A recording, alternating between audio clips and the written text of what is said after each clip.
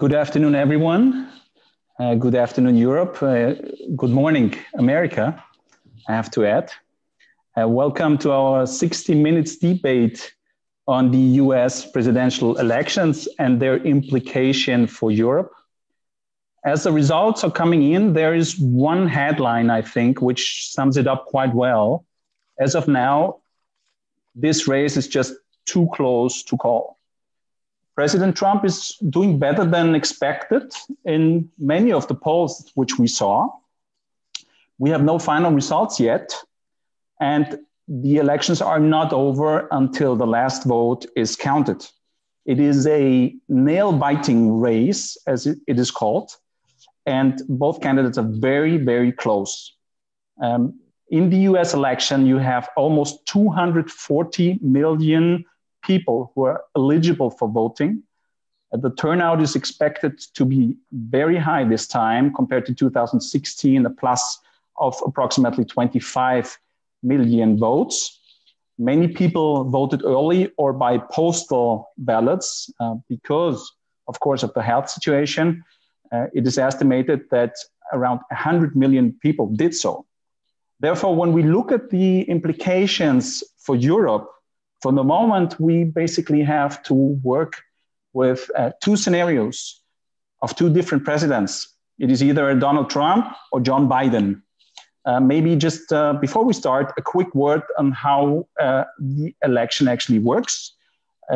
You all know that in the US, the winner takes it all. The election is determined through an electoral college.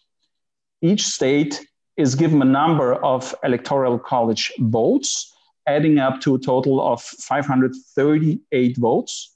And the more popular states get more electoral college votes than the smaller ones.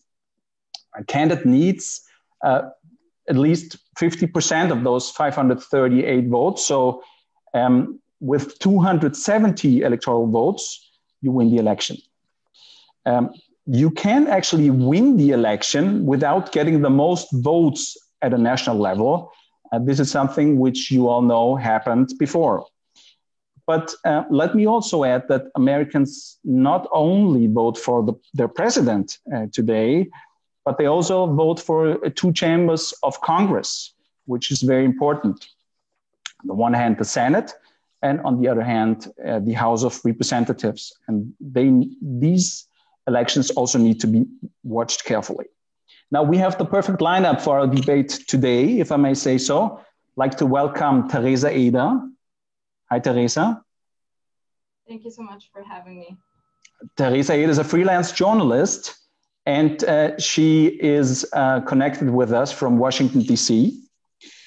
We also have with us Caroline de Gruyter. Hi, Caroline. Hi, Paul. Thank you for joining us. Caroline is in Norway at the moment. She's the European correspondent of the Dutch Handelsblad and writes regularly also with Carnegie Europe and the European Council on Foreign Relations. And in Vienna, we're honored to be joined by the US ambassador to Austria, Trevor Traina. Trevor, welcome. Thank you so much. Thank you for joining us. And we are joined by the representative of the European Commission, Martin Selmayr. Martin, thank you for being with us. Thanks for having me. My name is Paul Schmidt from the Austrian Society for European Politics, and I'll be chairing the next 60 minutes here.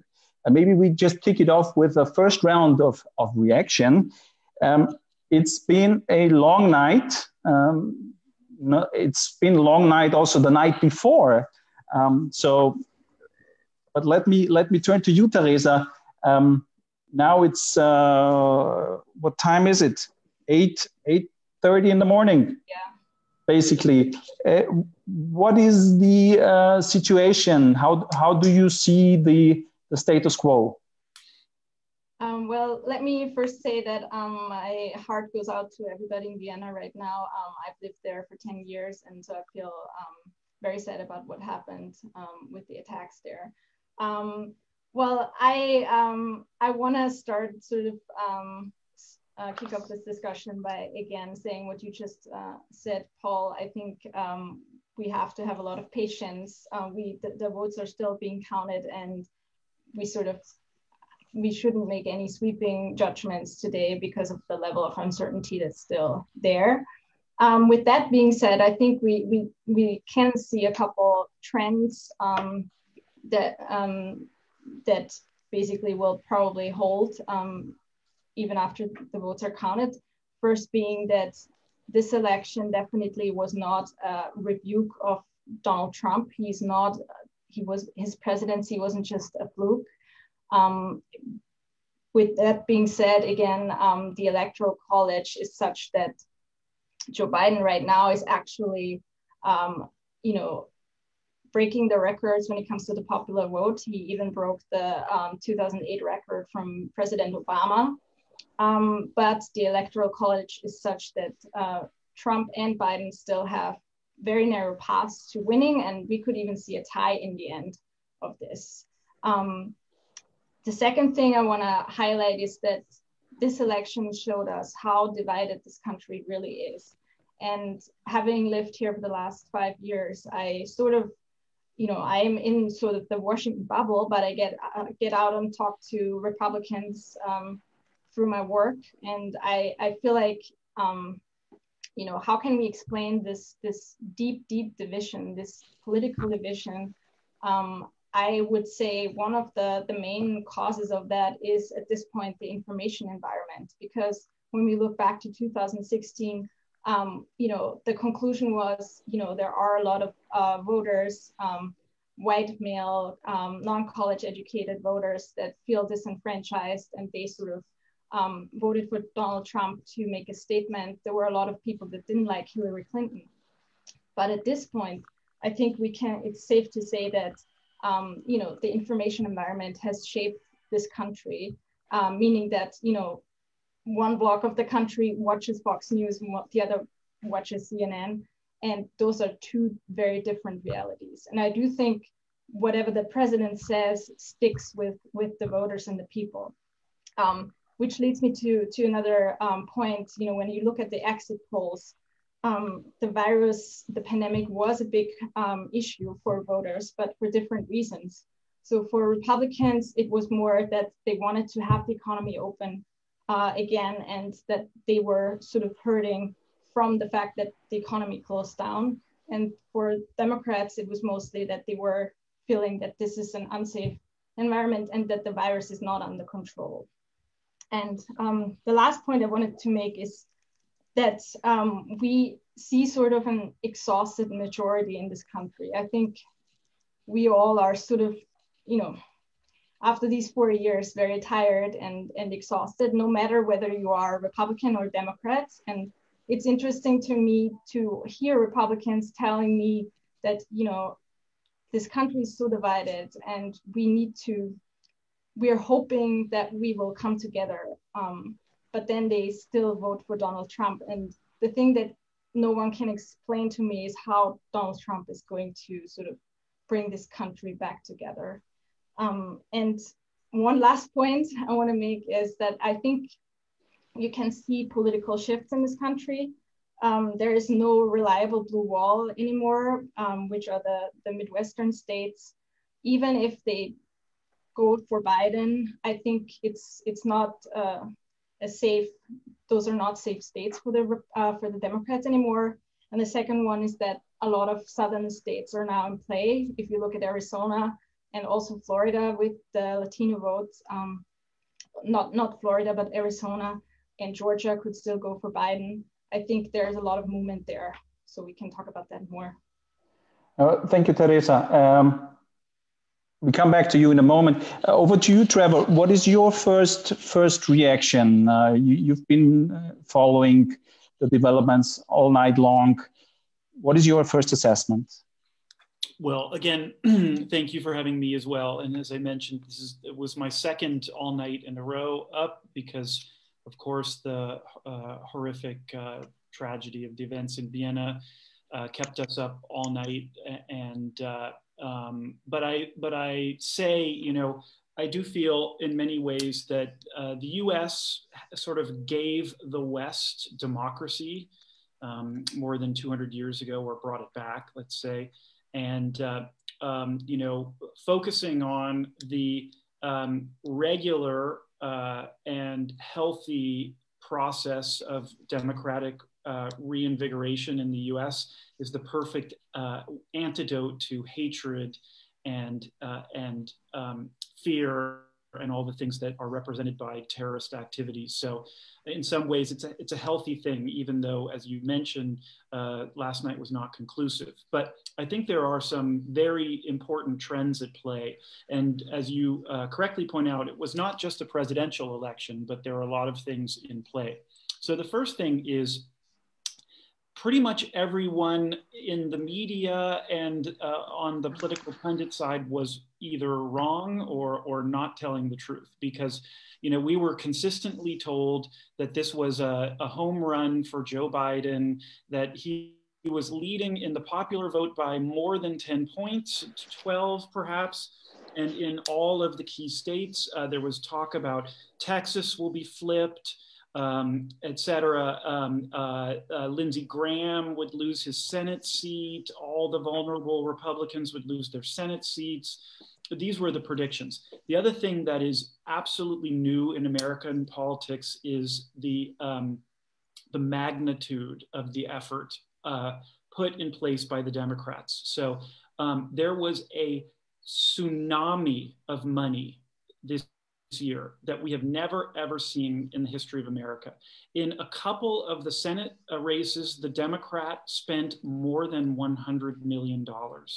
And we had in certain races more than a dozen what we call dark money, liberal groups, Soros, et cetera, spending on their own millions. I know two people who are friends of mine who personally spent $100 million of their own money trying to defeat Donald Trump. So this is also absolutely new.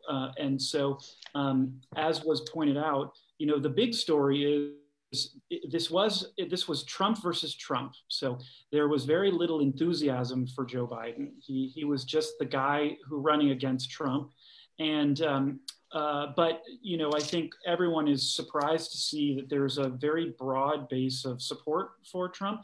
In fact, in a number of these Rust Belt counties like Kenosha, et cetera, he did better this time than he did 4 years ago. Another interesting thing with Hispanics and even African Americans, in many cases, he did better this time than 4 years ago. We look at Miami, for instance, very primarily Hispanic and not just Cuban. He did better, and with the Black vote better. So it wasn't a narrowing coalition. If anything, it's somewhat the opposite, or certainly some shifts in demographic. But I'd say the biggest news so far, because of course we don't know yet the result of the presidential election, is the Senate. So the Democrats were quite confident that they were going to take the Senate, or at least topple 4 or more of the Republican senators. And that didn't happen. So really likely only the two most vulnerable Republicans, lost their seats, Cory Gardner and Martha McSally. However, the Republicans picked up likely 2 seats, with the most important one being Michigan, and held several very critical seats like Lindsey Graham, like Susan Collins. And so it's likely there'll be no change in the makeup of the Senate.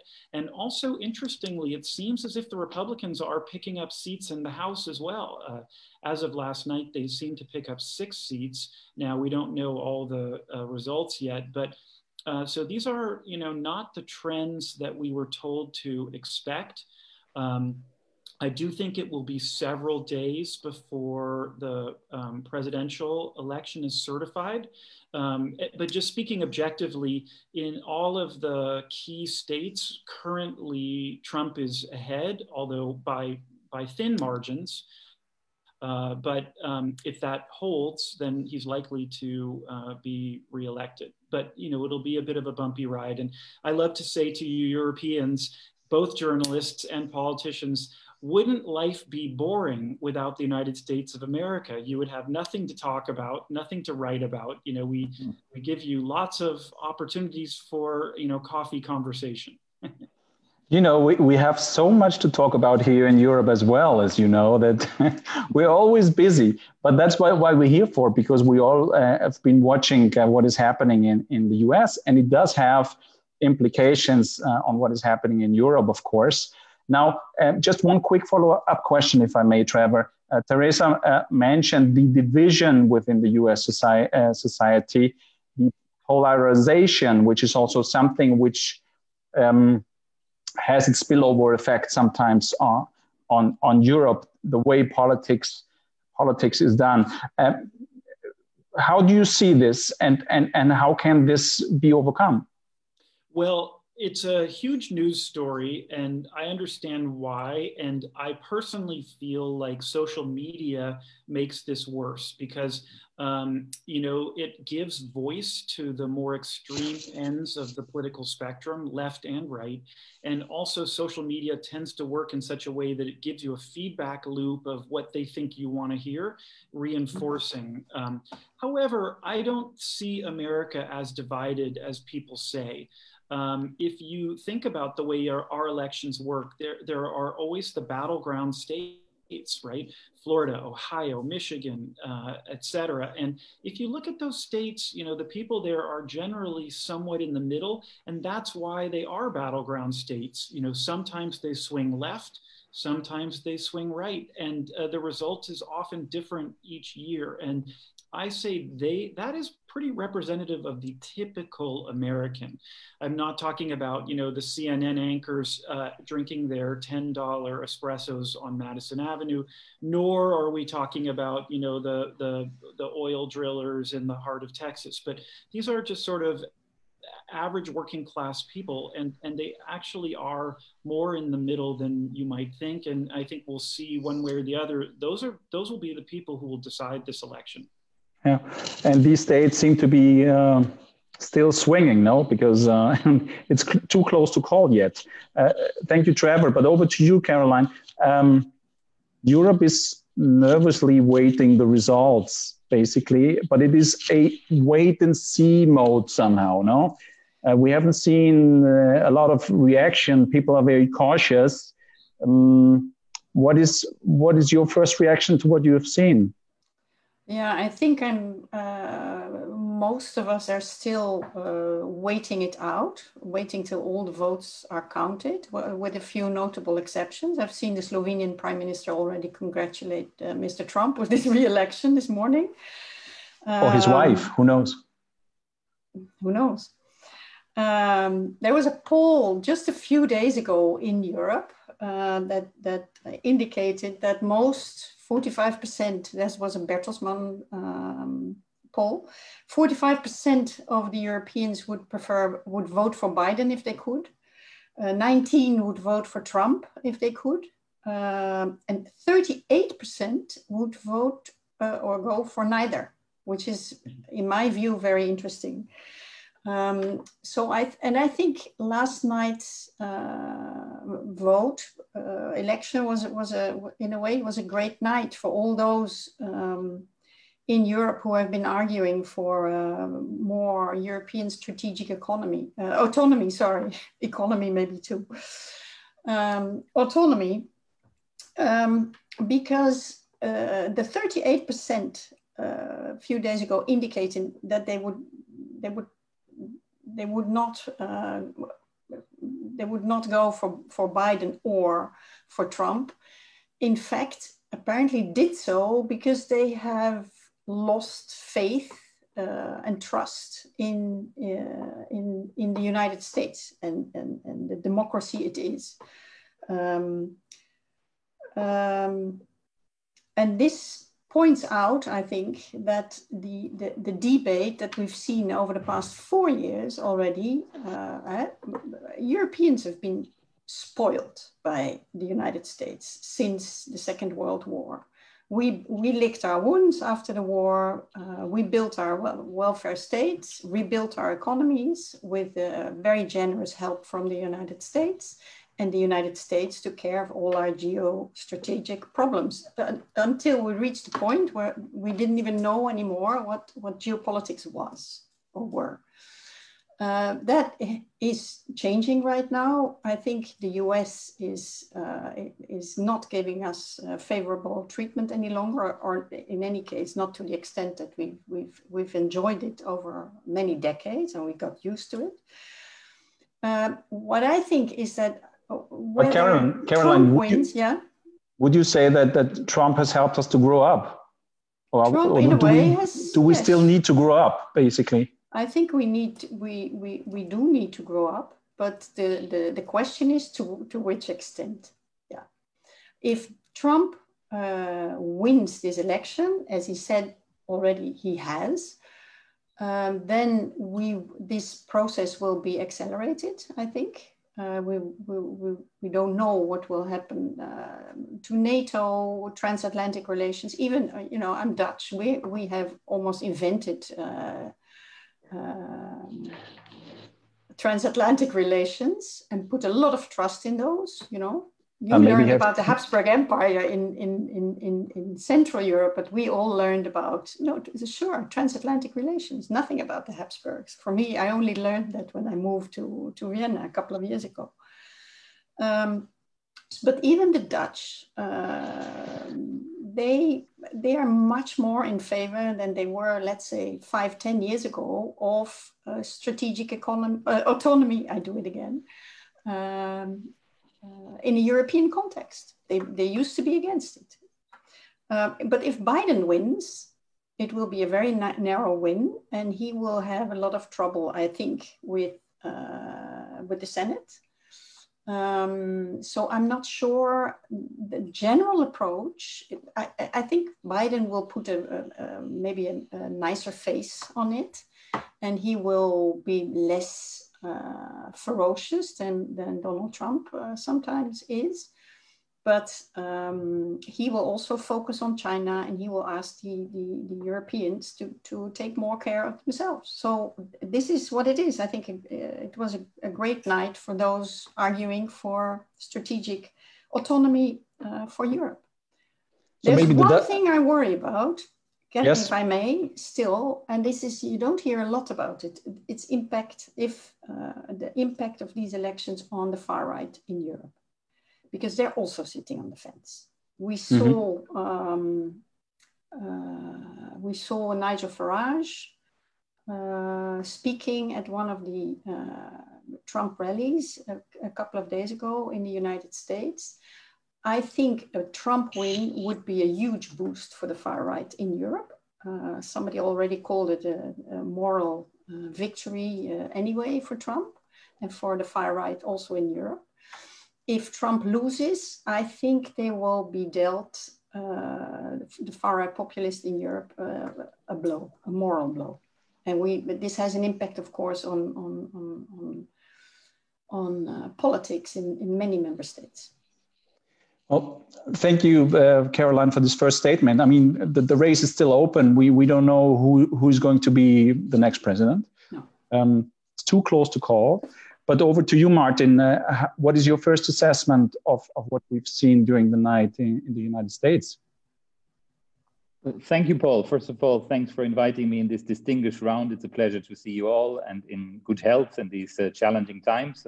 I can only join Teresa and the ambassador to express once again the sympathy and the condolences and the solidarity of all of us with the people here in Vienna, which has had a very, very rough, brutal and terrible night from Monday to Tuesday. And spending the night on the US election was almost a luxury compared to that. I would also like to underline the fact that we're here together this morning is, of course, also shows the importance of the transatlantic relationship. And also the fact that Trevor is here, also the fact that during the attacks in Vienna, both President Trump and Vice President Biden expressed their sympathy and their solidarity with the people of Vienna shows how strong, even in election times, this transatlantic bond is. On the election itself, I watched it last night, as I do every time since 2000. So I do it since 20 years, and I always enjoy it. I have a burger with it, and I follow it on CNN and on Fox News at the same time to be properly informed, and this time even on ORF, which was a welcome addition to that, because it was also very, very good reporting throughout the night. I think I lived and worked and studied in the US, therefore I follow this with a particular interest, also in the development of this, as Trevor rightly said, a very old democracy from which we can often learn. And I would have 4 takeaways. Number one is I heard over the last years many people who sang the swan song of democracy. The democracy is doomed. There were even books published at some point about the end of democracy. So a lot of negativity. And if I look at these elections in the United States and last year's election, the European Parliament elections, I see something very positive. And I think on such a day, let's also underline something positive. The increase in the turnout that you, Paul, mentioned at the beginning. From it's 66.9% according to the last figures, up from 59.2%. Last year in the European Parliament election, we had also a similarly good continental result in Europe. So those people who say the democracy is dead or is out of date, that's certainly not true. People are mobilized for whatever reasons, but I think that people going to the polls is certainly a good sign of a vibrant democracy. And also what we hear from election observers in the United States, it was a peaceful night, it was a calm night, things worked in a controlled way. Therefore, for democracy, this is not such a bad day. My second observation is, and it joins in a bit what several of you have said already, every time I watch an election in the United States, I have the impression, comparing to what happens in the night and what I read before, that the Europeans don't get the United States of America. Or we have a different, perhaps even distorted view. Caroline quoted the figures of how Europeans would have voted. This is totally different what happens in the United States, as Trevor has explained. It is very tight. There is no landslide victory for one candidate. And I wonder why that is. Why we Europeans have this, and I mean all of us, media, pundits, think tankers, why every time, and this is the second time where we get it wrong, big time, I wonder what is the case, and perhaps more work with the United States, more looking at what is happening there and trying to understand the societal trends would, I think, do us well to better understand what is happening. The third point is, and here I join what has been said before, of course, it's democracy, and part of the democratic rules after an election ends when the votes are counted. The Commission has said this morning. We, of course, will patiently wait for the outcome until the democratic rules of the game have been respectfully brought to an end. I remember very well how it was 20 years ago when we waited for the democratic settling of the outcome until the 13th of December. And also that, I would say, even though that was certainly painful and also sometimes difficult to watch 20 years ago, I think it was very respectfully done. I remember how both campaigns then choose really statesmen to lead their fight in the legal fight with James Baker and Warren Christopher on the two sides. So people who spoke in a respectful way, in spite of the fact that this was controversial. And the fact that election results can be contested legally is part of democracy. It happens also in Europe. It has happened even in Austria, not so recently. So therefore, let's wait very patiently for the outcome of that. And let's not join those who see all this as something that is somehow strange, old-fashioned, or problematic. I think we have rules of the game, and as long as the rules of the game are respected, I think that is something that we should patiently and respectfully wait for, or we will do the work of the enemies of democracy. My last observation is on Europe. I think whatever the outcome of this election, it will not be the clear shift that some in Europe have expected. It will not be a clear result, also because we have checks and balances in the House of Representatives and the Senate, as Trevor has said. So whoever expects that now, like a deus ex machina, the United States will come and solve all the problems that we in Europe and other parts of the world have, I think that is not going to happen. So what Chancellor Merkel has said some time ago in a Bavarian beer tent, and I always follow very closely what a chancellor who is not Bavarian says in the Bavarian beer tent is very true. Europe has to take its destiny more in its own hand, not totally, not Europe alone. No, we are connected to the world, dependent on the world, but we cannot wait that somebody else is doing our job. Tonight confirms this more than ever. And I, like Caroline, think this is healthy for Europe. I still believe, and Trevor knows that, that if in a couple of years we will give somebody the Charlemagne Prize for European integration and for contribution to European integration, Donald Trump would be a very good candidate for that. Yes, we'll see. We'll see. There are a lot of questions coming in from social media, and I would like to motivate all the people who are watching us to send us their question, and I try to integrate them in our discussion. Now, Caroline has mentioned the strategic autonomy, although she said economy, she meant autonomy. and Martin also has mentioned somehow that the last 4 years might have been somehow healthy for the European Union in order to keep growing. And there's one question regarding this approach, which goes, Martin, maybe to you. What does Europe need to do in order to become more independent from the US, yet still upholding effective and good transatlantic relationships? Getting into the nitty-gritty, how can we move from words to action? Well, I think the European Union has already moved a lot from words to action over the last 4 years. We were forced to do that. The European Union negotiated like one on trade matters via the then President Jean-Claude Juncker with President Trump, and they found an agreement that was, I think, unprecedented in this way, and that was only possible because the Europeans for the first time said the Commission President negotiates for all of us, so we were forced to become more united. So Donald Trump has forced us to do that, and that's why I think the Europeans also followed this up with action and therefore limited the damage that any potential trade war could have created. There was, whatever the rhetoric was, there was no trade war over the last years, and the trade between the European Union and the United States of America was very prosperous, and Trevor will not tell this to anybody watching, but if you look at the figures, I think our share even went up during this time of trade, so that was not a bad time. We negotiated well. I think also on defense matters, the Europeans have pulled their resources together. I don't think that without sometimes unpopular and certainly words that we didn't like, that we heard them already from President Obama, we heard them more in tweet language from the current president. I don't think that the Europeans would have agreed among themselves to create a permanent structured cooperation on defense matters. It's weak, it is not strong enough, but it's at least a start.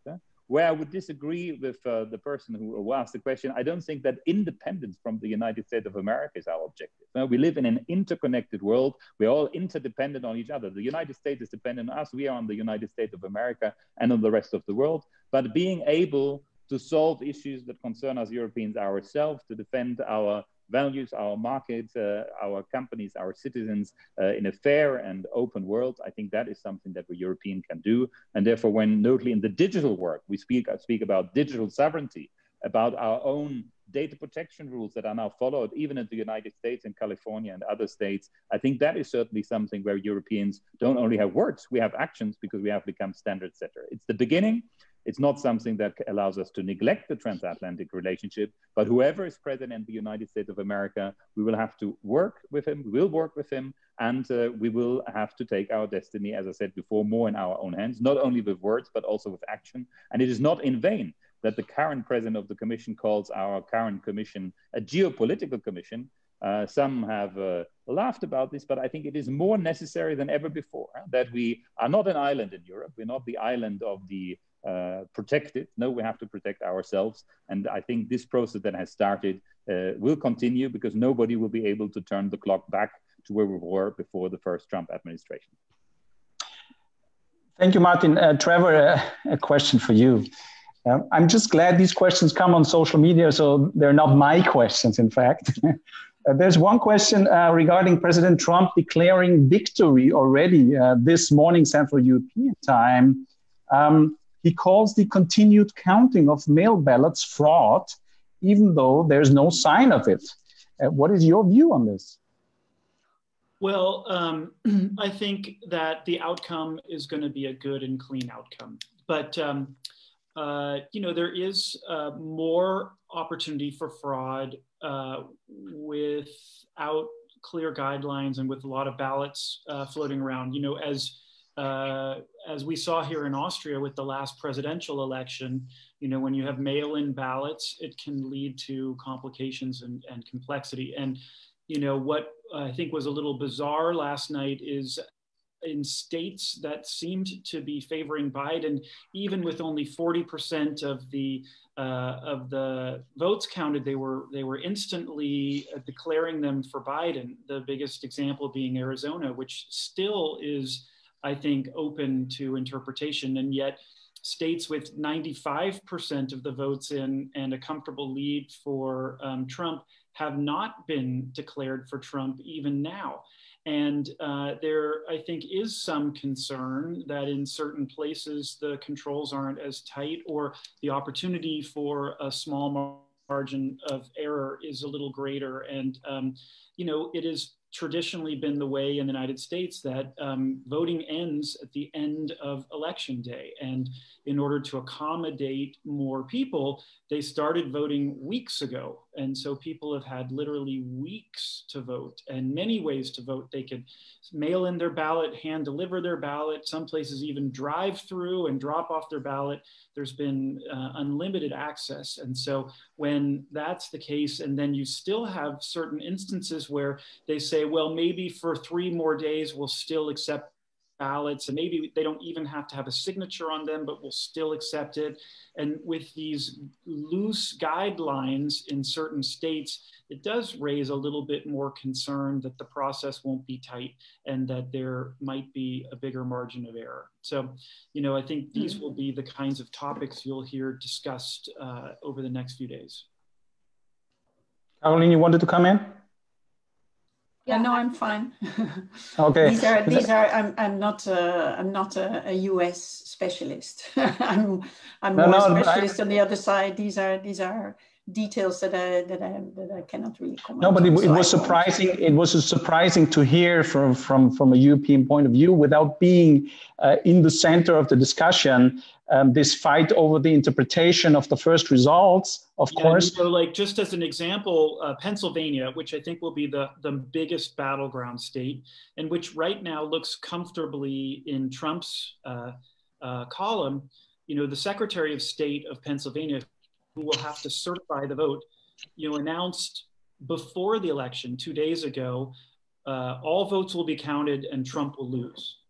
And so the conservatives say, now, how could you say that before the vote? And there's a lot of suspicion, when certain people may have an agenda and they have that much control, that they can engineer something. Remember, it was Stalin who said, I don't care who votes, I only care who counts the votes.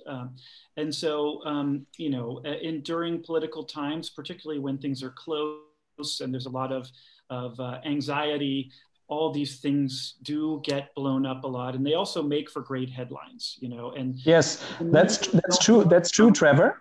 That's true, Trevor. He declared. Yeah, that's true, Trevor. But I watched President Trump very carefully this morning, and he said, and I quote, "We want all voting to stop." So that's a different approach. So people are still voting, and he says we want all voting to stop, and that's where the big European surprise comes in, I think. Well, again, it's like, imagine you're in the classroom and everyone takes the test, and the teacher says the time is up. Now everyone put down your pencil.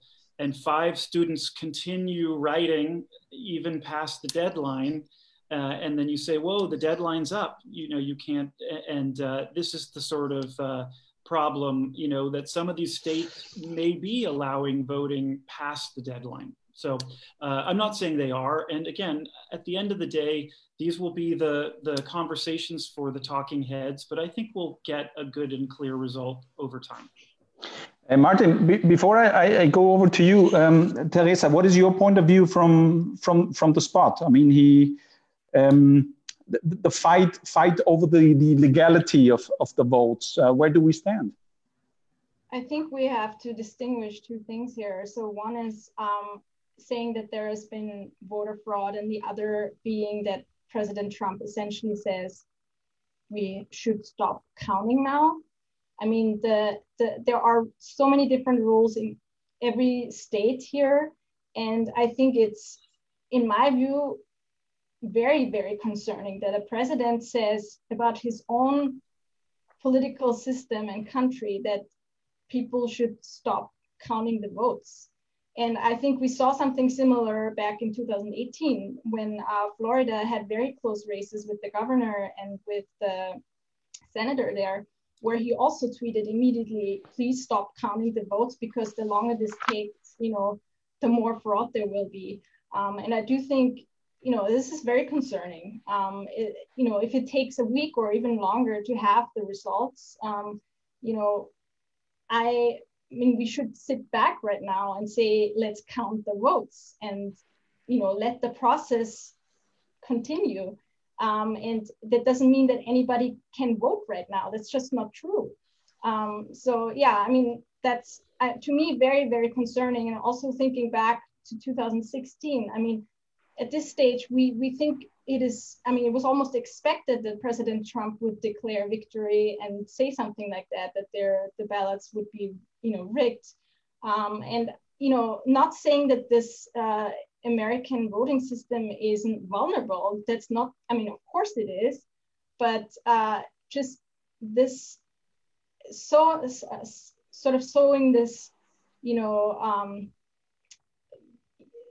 these different rumors and saying like something was off or wrong is just completely, in my view, not accurate. And I think it is really a sad day for American democracy that a president says things like that. Okay, Martin, you wanted to come in? Yes, just briefly, I will of course not comment on what people say before or in the heat of an election night. I have some understanding for that. I managed myself an election campaign, and therefore I know how this is. And Trevor has also some experience with these matters. Therefore, I think I would not put every word here too seriously that has been said before or during the night. But I think where I would like to call on all of us, as I said before, let's not do here the job of the enemies of democracy. Trevor has said something very important before. America is an old democracy. It has well-developed checks and balances. So whether there are problems or whatever, I think they will be solved. So I have a lot of faith in these checks and balances. I've also seen that, again, 2000 was a crisis when we think about the Florida recount, what happened there. And at the end, it was solved in a civilized way and on the basis of the rule of law. And I think we should ourselves also, when commenting, not give the impression that there's something wrong here. No, it is not. I think there's a difference between votes being cast and vote being counted. It's normal that the votes are counted after the moment that the poll stations close.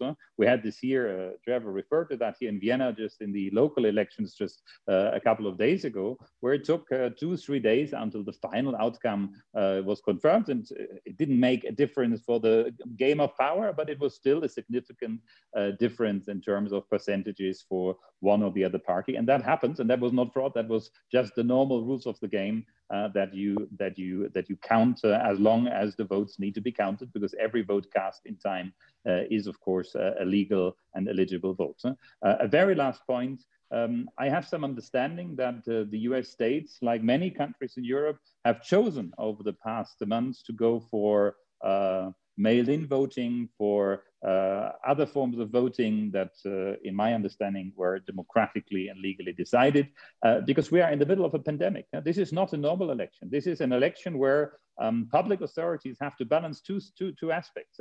The functioning of democracy, but also protecting public health and human life. So here in Vienna, again, we saw this, how this was done. Many more people here voted by mail, and therefore it took some time until everything was counted. The United States of America is a democracy of a continental scale. It encompasses 11 different time zones. So if it takes Vienna 3 days to count the votes and they have a final result, of course, the United States of America, who is a bit older in democracy, but a bit bigger than the city of Vienna, can also take some time. That is nothing unusual. This is part of the democratic game in these times of a pandemic. So we move from strategic autonomy to strategic patience, in fact. I think we have to wait a couple of days to know more about the result. Caroline, over to you. I mean, moving back to Europe, we have two scenarios, two possible US presidents. What do you think will be the difference from a European perspective and for European integration? Well, Carl Bildt has once called this what is it? The Trump Putin Brexit effect, TBP effect. And I think in any way, this effect is still going on. And it is that Europe has to learn to stand on its own 2 feet. And whether we will get 4 years more of President Trump or we get President Biden is, I'm not saying it's not going to make a big difference because the style will be very different. Is it only in style or is it in substance? Are the different views on climate, on health, on multilateralism that would help Europe or that would stop the process of emancipation, of European emancipation? How do you see it? Look, these two scenarios? I think Biden is much more a multilateralist than Trump is. That said, you can be more proactive and more cooperative in the WTO or in the WHO, but I am not sure it's going to make a hell of a lot of difference. The WTO was in tatters, not exactly, but was completely stuck for many, many years already. I mean, there are problems in those organizations too. And I'm sure many Europeans, and especially also the governments, will be delighted with Biden. You see it in the polls.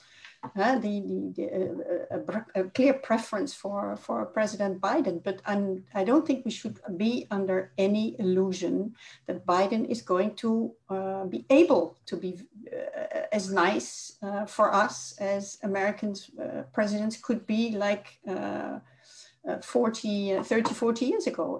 It will simply be not possible. His focus will not be on Europe. He likes Europe very much, and maybe especially Ireland and Germany. So the tone, he will be kinder. But I think the message in the end is we have to stand on our own 2 feet from now on. In that sense, I don't think there will be a big difference between the two. If I can add. Of course, please. You know, it's interesting to me because almost all of what Donald Trump has been engaged with in Europe is the same as all his predecessors. So every American president has complained that NATO doesn't spend enough money on its defense. Every American president has complained that European tariffs are higher than American tariffs. And a lot of that has been pretty consistent. What I think is well pointed out, the difference is, of course, the style. And I think a lot of Europeans focus a lot on the style. And of course, we're in Vienna here, which is, the birthplace of modern diplomacy. So and style. It makes a lot of sense, the diplomatic style. But, what's fascinating, I see this sort of rosy remembrances of the 8 years before Donald Trump. And, I say to people, do you remember the rise of ISIS? Do you remember the destruction? You mean Barack Obama? 8 years of Barack Obama. You said Trump. And I thought he was just 4 years in office. No, I said the 8 years before Trump. I'm sorry. I'm sorry. What I said is, do you remember Libya, the destruction of Libya? Do you remember the destruction of Syria, or the loss of the Crimea, or the failure of TTIP? Or, there are a lot of issues that diplomats now are working on that came from that era. It wasn't quite the golden era that we remember. And so, but it was an era of a lot of diplomatic style. And so it is interesting because I do feel like sometimes the Europeans value that. And the other thing is, we speak of Europe, right? But Europe is a huge place. And if you talk to someone from Poland or from Romania or from North Macedonia or from Latvia, they're thrilled with the relationship today. In fact, they would probably tell you it's the best it's ever been.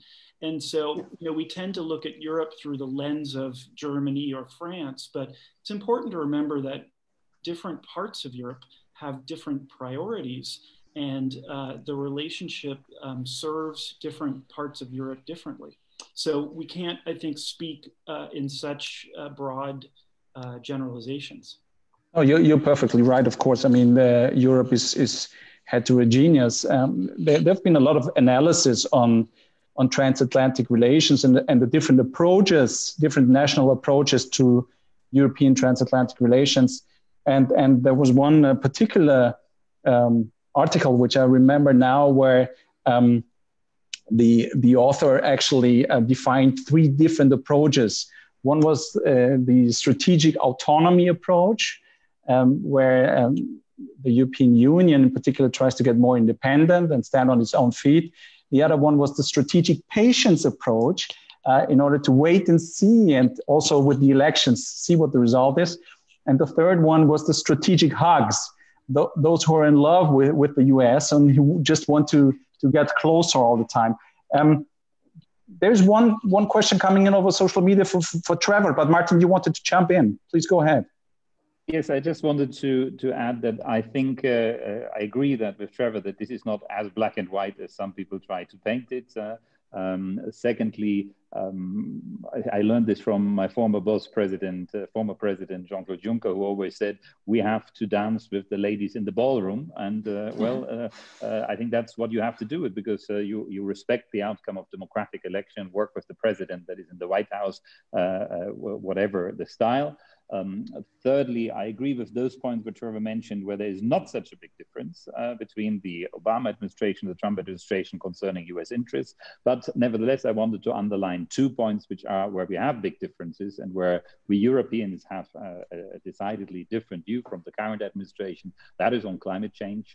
And the second is the Iran agreement, which we believe is still a very key peace instrument to create a sustainable peace in the Middle East, where the Trump administration has a different view. And of course, on such a matter, even though nobody can turn back time, there would be a difference in the relations, even though nobody knows what a second-term president, how he will see things compared to a first-term president.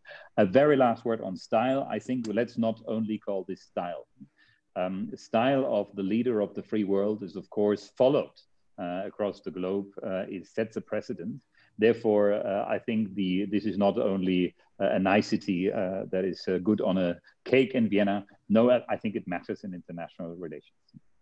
I mean, style and substance go together, and we try to combine them. Trevor, there's a question for you. What do you think about Austria-American relations and the different scenarios with either President Trump continuing or a new president, Joe Biden? How do you see the future there next 4 years? Well, I'm very proud of the state of the US-Austria relationship. As you probably know, I'm not just the ambassador, but I'm also the grandson of the previous ambassador. So Austria is the first country I ever visited in my life outside of the US, when my grandfather was the Botschafter. And so for me, it's not just a job. I mean, I am very passionate about the relationship. And I am also, a passionate transatlanticist, Oxford educated and all of that. But, when I arrived here in Vienna, in a typical year, we would have probably had one Austrian minister visit the US. In my first year, we had 12. This is the first time, only the second time in history, the Secretary of State has made a formal visit to Vienna. The chancellor, of course, has been to the Oval Office and is the only chancellor ever to have been given 2 invitations to the Oval Office. So diplomatically, our relationship is incredibly close, but also, America, after only Germany, is the largest buyer of Austrian products in the world. And last year, the trade grew at double digits. In fact, Austria was one of the 10 fastest growing trade partners of the US. So economically, the relationship is also about as good as it's ever been. And ironically, Trump has been great for Austrians because he's grown the economy strongly, and therefore we've bought more Austrian goods, which is good for jobs in Austria. And so I think no matter— Why do you say ironically? Well, because I think a lot of Austrians probably would have voted for Joe Biden, but they've profited from the Trump years. And I think no matter who wins the election, the relationship will continue on and be strong. It's not just at the political level, but our agencies work closely. I mean, right now we're working very closely on the events of this week here in Vienna, and even militarily, Austria just joined the State Partnership Program. So on every level, the relationship is close, and that would all continue no matter what. Thank you, Trevor. Teresa, question to you, because Martin mentioned two differences between the two possible presidential scenarios, in particular on foreign policy, the question of the Iran nuclear deal and the future here, and climate change. And today is actually also the day where the US leaves the Paris Agreement.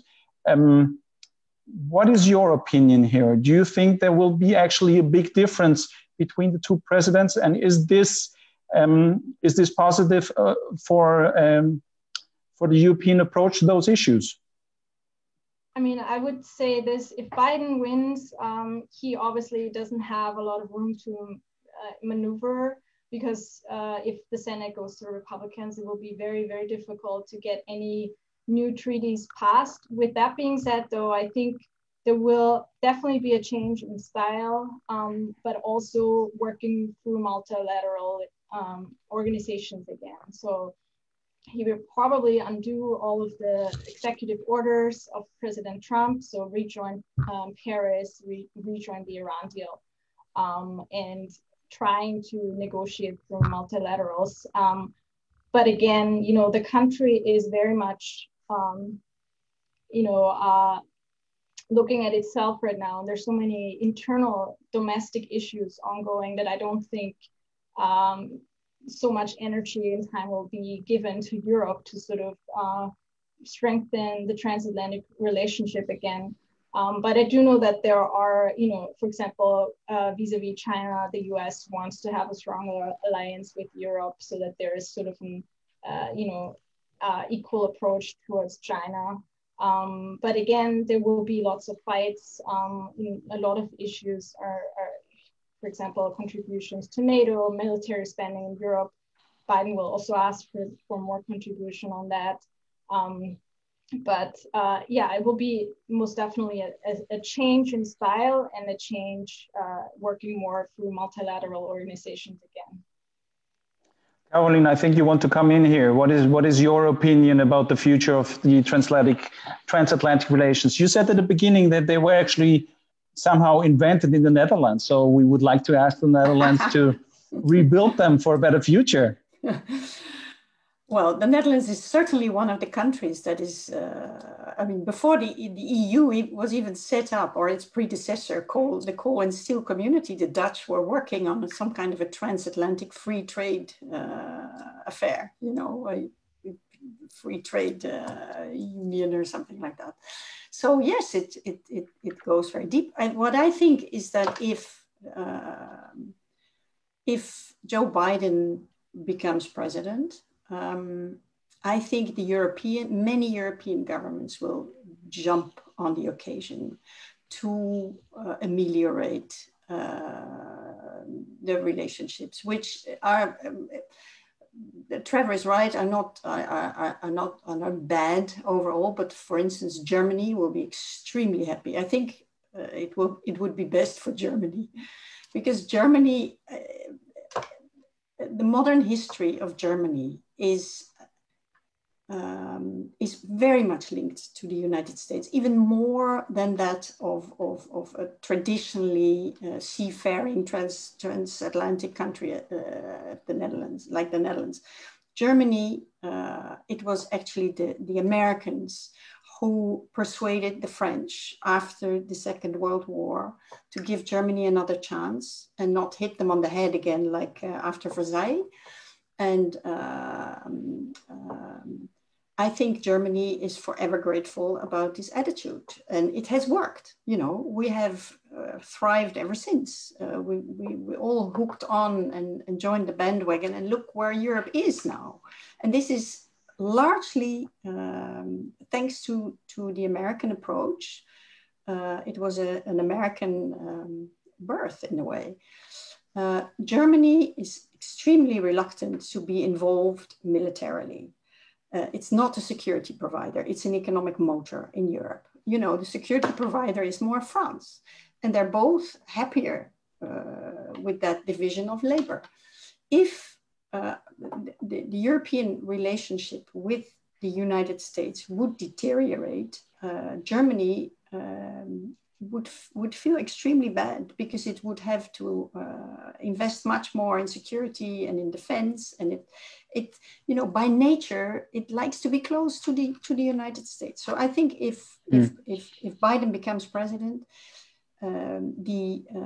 there will be a big push from Berlin to cement that relationship and to really make up for all kinds of things that were lost. Germany is severely attacked by Trump in a very personal way, you know. And, thank you, Caroline. I think they would love to close that page. Well, let's see if we can close that page. One last statement, Martin. Because Trevor mentioned the heterogeneity of the members of the European Union, and he's of course right there. That is a big issue. I remember Jean-Claude Juncker saying that the EU is actually lacking the E and the U. We're not enough European, and there's not enough union here. And because Caroline just mentioned the security issue, I think the biggest security provider for Europe is, of course, still the United States. And that has also to do with this heterogeneity. So what is your view? Is this diversity and heterogeneity, is it a weakness or is it a strength? Or is it both?